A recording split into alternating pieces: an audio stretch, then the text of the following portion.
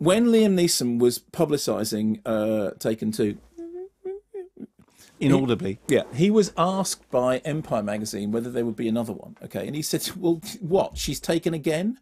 I mean, you know, how's that going to work?" And he sort of slightly, which makes it's a bit rich that we now have to put up with Taken 3. She's taken again. Well, that's exactly what he said. Everyone was saying, because that's not what happened. Because in fact, if anything, Taken 3 should be called Not Taken, because you know the story of Taken 1. Is that a spoiler? No, it's not a spoiler, it's the plot. So Taken 1, right, the daughter. Taken 2, him and his ex-wife. Taken 3, he's framed for a murder. Oh, yeah, I saw that. So Not Taken. No, he hasn't been taken. Fine. So then what he has to do is he has to run around Los Angeles, basically randomly causing, car chases and all that sort of stuff. Well, Forrest Whitaker, who is the the cop investigating the case, the inspector investigating the case, he has to, basically, Liam Neeson has to run around doing that stuff that he does until the point that Forrest Whitaker realises that he's innocent. And the way Forrest Whitaker does this is, I mean, Forrest Whitaker's he's a fine actor at times, but boy, can that man carve a slice of ham when he wants to. And he's clearly been told at some point in the preparation for this character, he's got some characterful things to do. You know the way that Forrest Whitaker does that thing about he'll do 3 words together, and then there'll be a funny, a bit of a laugh, and then he'll be doing something with his hands. And what he's doing with his hands in this is he's playing with a rubber band. He's playing with this elasticated rubber band thing, and it's like a symphony of him. Do you remember when the comic strip Presents Strike? Remember that? No.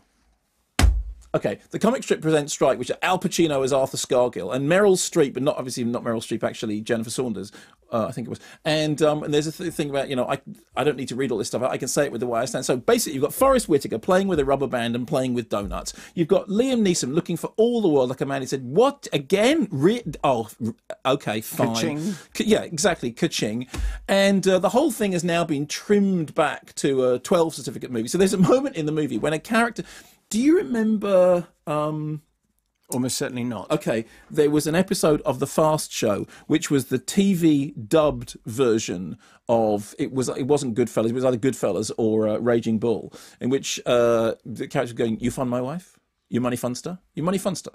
And all that stuff. There is a moment in Taken 3 in which a character says a 15 rated word whilst his mouth says a 12 rated word, although actually incidentally it wasn't cut specifically for the BBFC. I think it was cut for the international market. So you can just see already that there's this stuff waiting on the edges of it to make it into the higher rated movie when they put it out on DVD. The plot is unbelievably boring and inane. So he actually runs around. He runs around not being guilty. And not being taken either. No, but he has to run around chasing down strangely accented.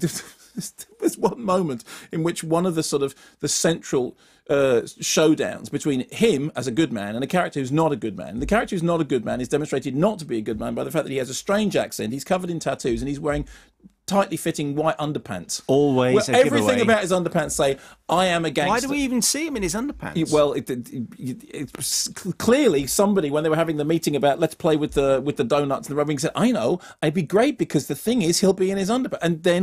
And then there's a moment where 2/3 of the way through, without wishing to give up, they go, "Should we just do the thing we always do?" And then they do a little bit of the thing. The baguette? No, not the baguette. They do a bit of the thing that Taken is the series about. And then it stops. And at the end of it, right, there's a kind of setup for, despite the fact that the tagline for the thing is "it ends here," at the end of the film there is a setup which suggests that despite the fact that we've just dragged ourselves through this utter porridge of a movie, which is, I mean, it's the worst possible thing because everyone involved in it looks like they're doing it for the money.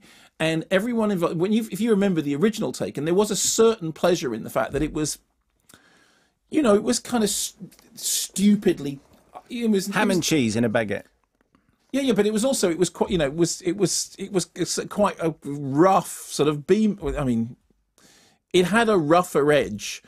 And now what they just do is they go, "Okay, fine, well, we're just doing it for what's jovially considered to be the family market." I mean, so anyway, it now means that everybody can pay their money to be bored out of their brains by Taken 3, taking the Mickey.